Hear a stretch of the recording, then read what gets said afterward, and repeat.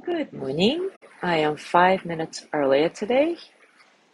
As always, if you're watching in recording, you're welcome to fast forward or stay with us through our hellos.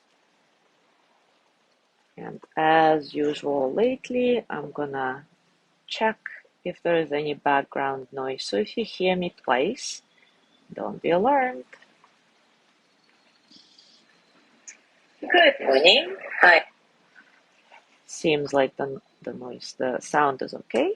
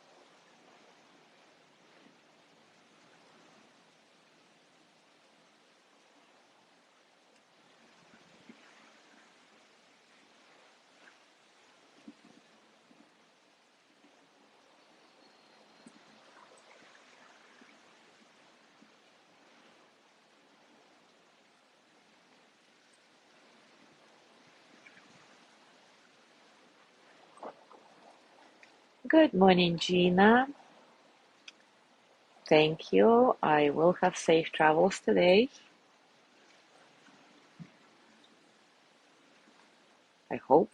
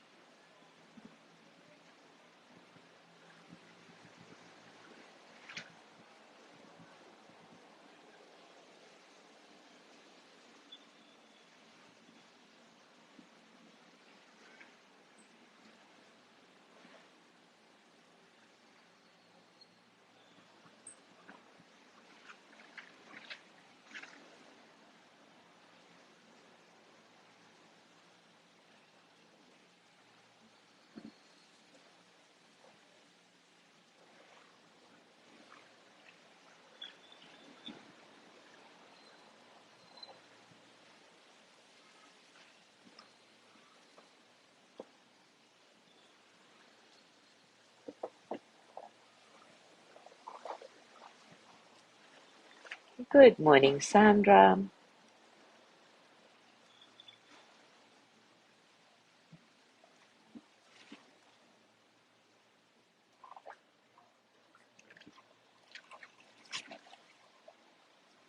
Good morning, Judy.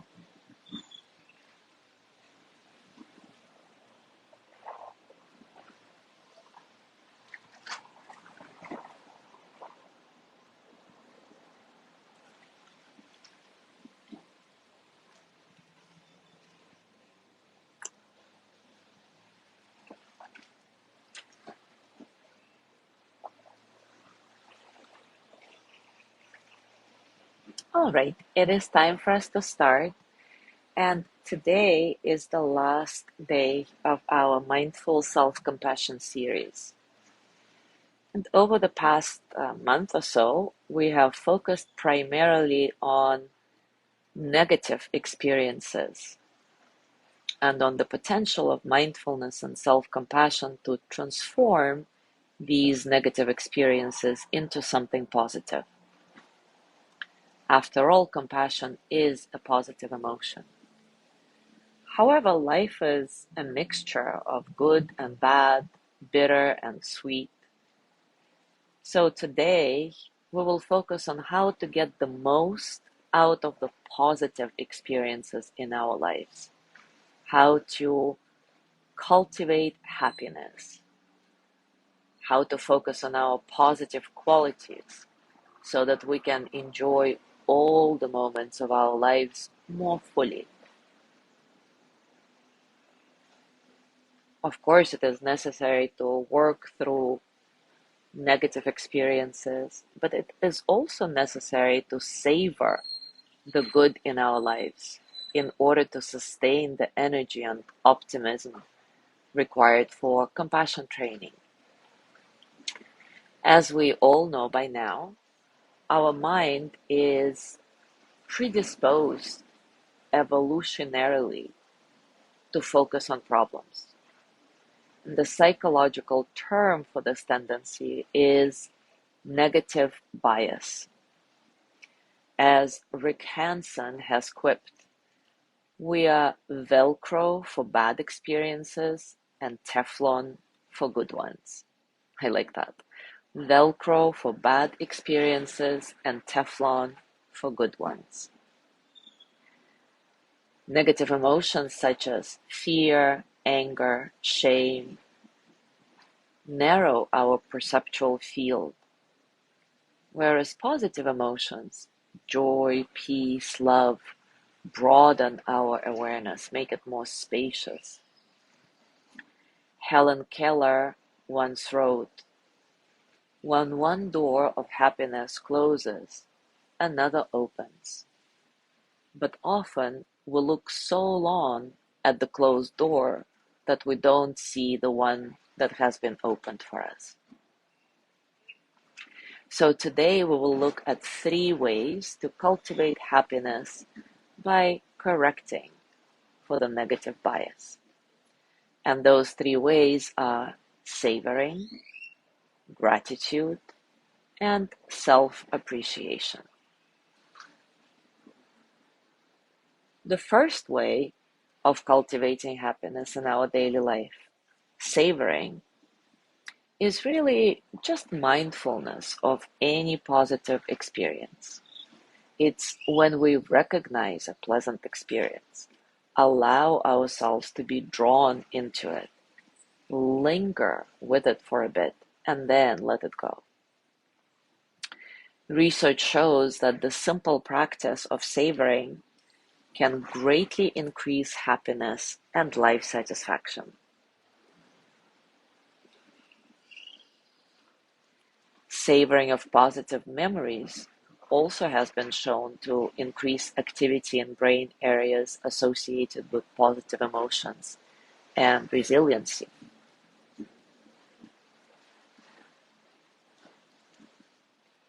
Really, any pleasant experience can become an exercise in savoring.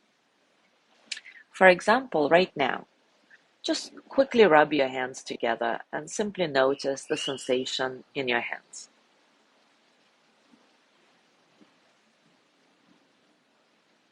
And now do the same thing, but very slowly and gently, allowing yourself to enjoy the sensations as you do it.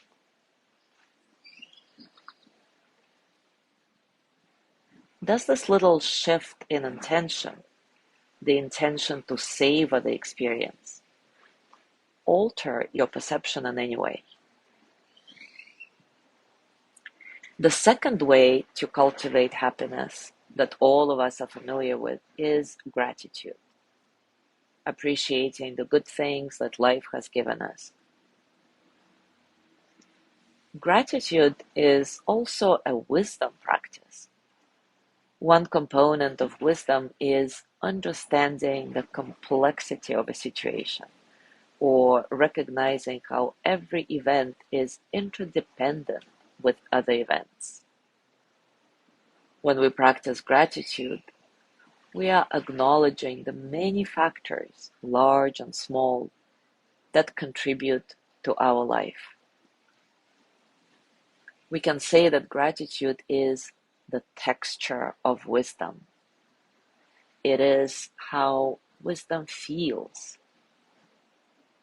And moreover, gratitude is a relational practice, a connection practice. The joy that arises from gratitude may be attributed in part to freedom from the illusion of separateness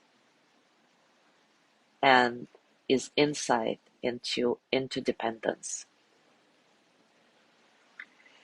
A simple practice of counting blessings can easily demonstrate how gratitude can generate positive emotions. So right now, think of, or if you have pen and paper handy, you can write it down, 3 tiny and insignificant things that you usually overlook, that make you feel grateful. Even things in your line of vision right now. For example, for me right now, it's the gorgeous ocean view, my eyeglasses that allow me to see the words on the screen so easily, even if my eyesight isn't the best. And actually, Facebook, this technology that allows us to be together right now in this practice. So, what are those 3 things for you? Tiny things, not health or anything like that.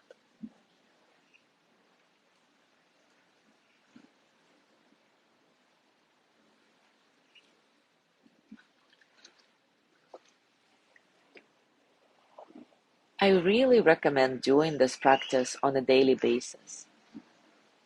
Counting our blessings does make a huge difference in the way we see life.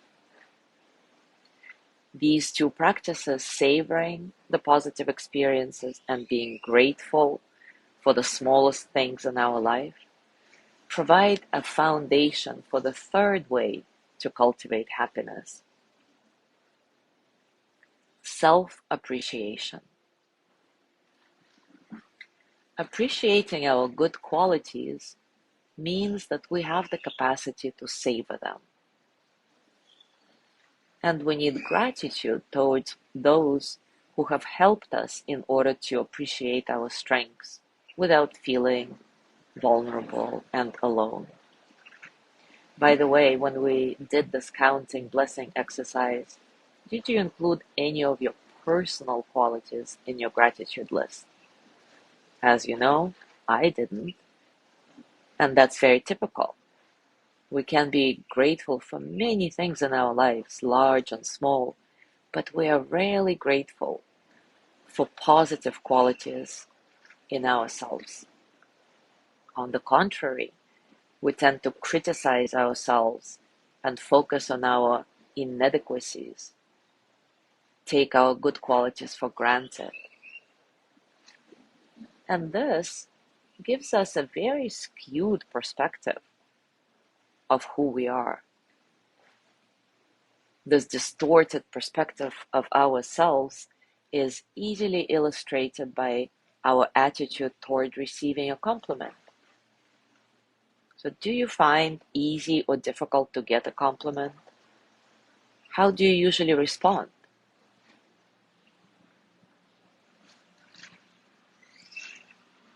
Very often, when we receive a compliment, it bounces right off us.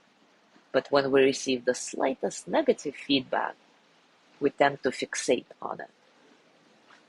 So, why is it so hard to celebrate or be grateful for our own good qualities? Isn't that interesting?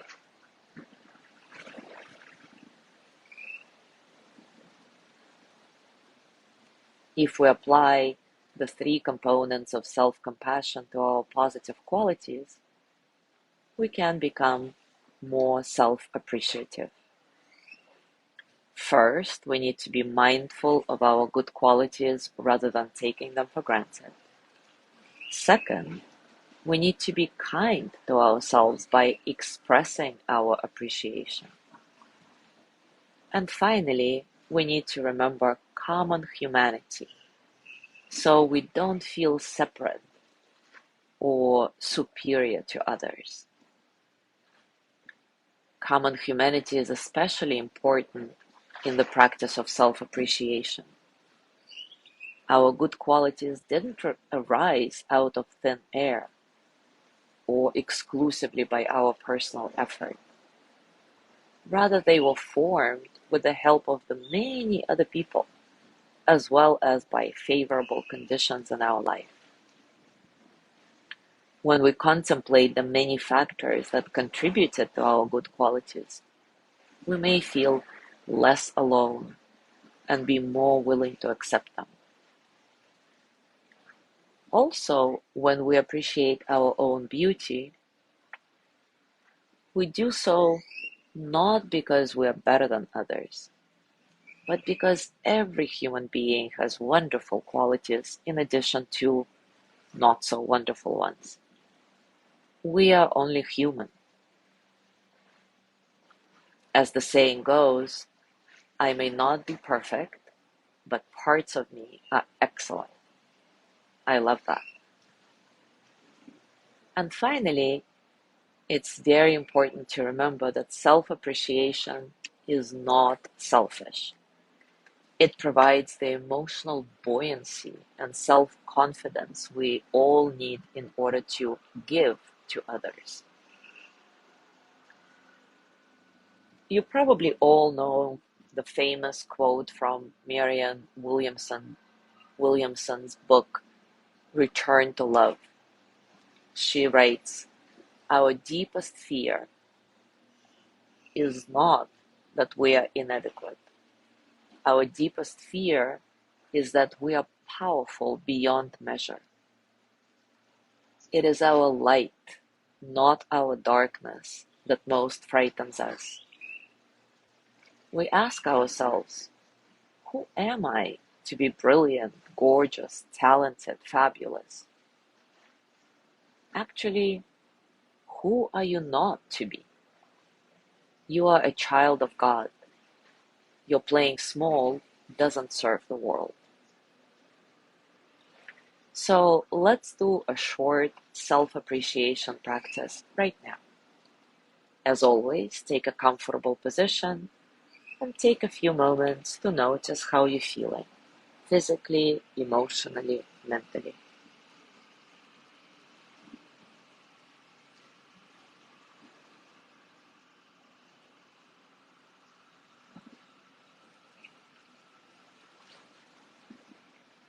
Close your eyes and let your awareness drop into your body.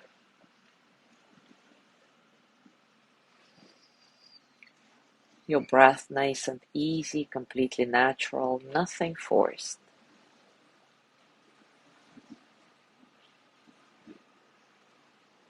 And now take a moment to think about 3 or 4 things you appreciate about yourself.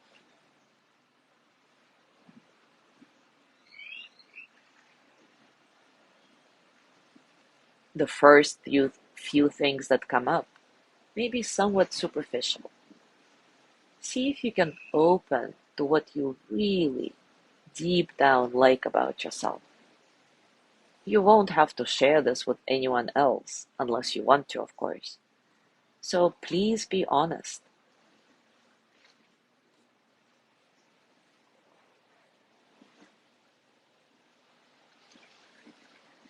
If you experience any uneasiness in this practice, see if you can make some space for whatever you're feeling, letting yourself be just as you are.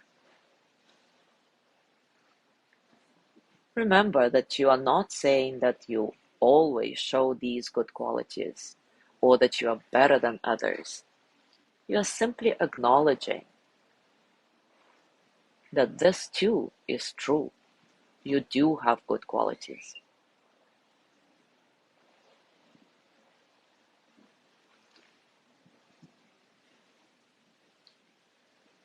And now focus on just one quality in particular that you really appreciate in yourself. Consider if there are any people who helped you develop this good quality. Maybe friends, parents, teachers, authors of books that had positive impact on your life. And as you think of each positive influence, please send them some appreciation and gratitude.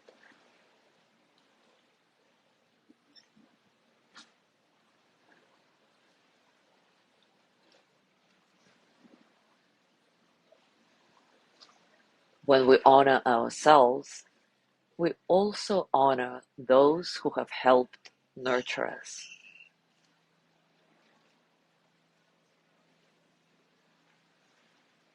And let yourself savor, just for this moment, feeling good about yourself. Let it really sink in, soak it.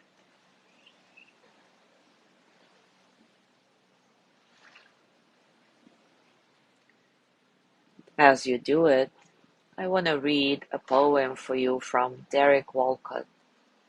It's called Love After Love.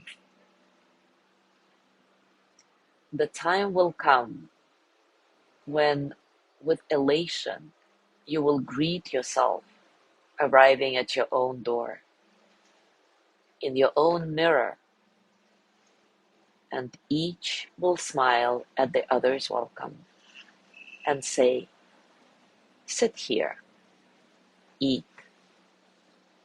You will love again the stranger who was yourself. Give wine, give bread, give back your heart to itself, to the stranger who has loved you all your life, whom you ignored for another, who knows you by heart. Take down the love letters from the bookshelf, the photographs, the desperate notes. Peel your own image from the mirror. Sit, feast on your life. Once again, scan your body and notice how you're feeling now, physically, emotionally, mentally.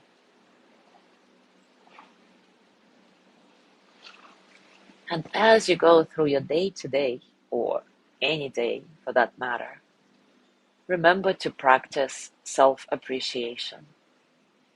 It will make a huge difference in your life. Enjoy it. You're worth it. Thank you so much for being here today. As you may know, I'm traveling to New York today, and I will be there for about a month. And I want to take a small break from our practices, just a few days when I'm in New York. So Lorna will give her practice Tuesday, Thursday, and Friday this week. And I will come back on Saturday. And of course, Wednesday is Amethyst's group healing. So I will see you again on Saturday. Have a beautiful day.